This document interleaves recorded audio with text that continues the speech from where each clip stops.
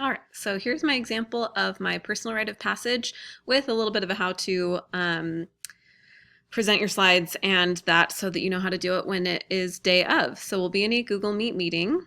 You'll click on Present Now and then choose what it is that you want us to see. So I want us to see a Chrome tab and I want it to be these slides. So this is what the class will be seeing while we also see you presenting.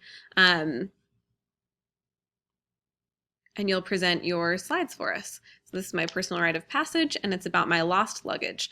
So 2 summers ago, my luggage disappeared. This is a rite of passage for most travelers at one point or another. You're going to lose your luggage and be left in a foreign country without probably a lot of necessities. And if you're dumb like me, the one time you put your, what is that? My GoPro was in my checked baggage, which is a terrible mistake, and I've never done it again. Some lessons were learned. The journey of getting it back was pretty intense, and these are the steps that it took. So my separation, there are actually 2 different possibilities. There was the separation of like leaving my home and traveling abroad. I started in Kenya, went to England, Scotland, Wales, Austria, which is where they lost my luggage on the way to Czech Republic, and then I went to Hungary. And I was without my luggage for those last 2 countries.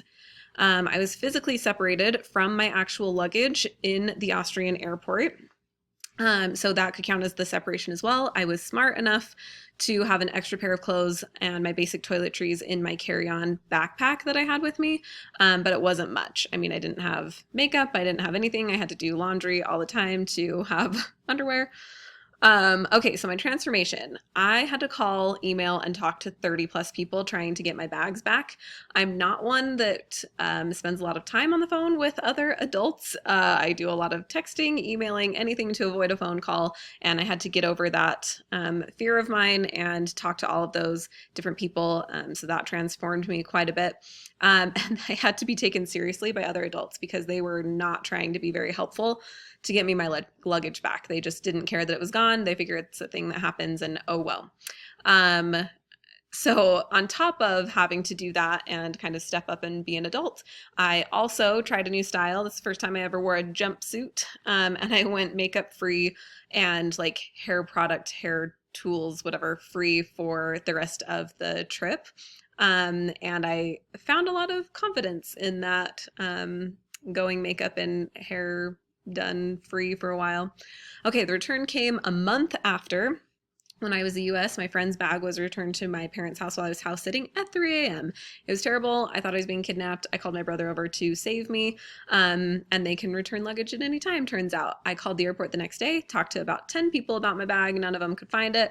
And so I finally called the first number that I called back just to try one more time. I talked to a man named Bob.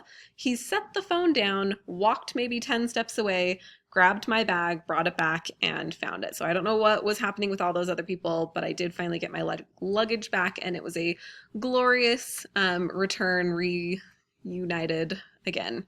And that was my rite of passage. I had to grow a lot as a person. I actually can function better when it comes to airports and talking to people about what it is that I need. Okay, thank you.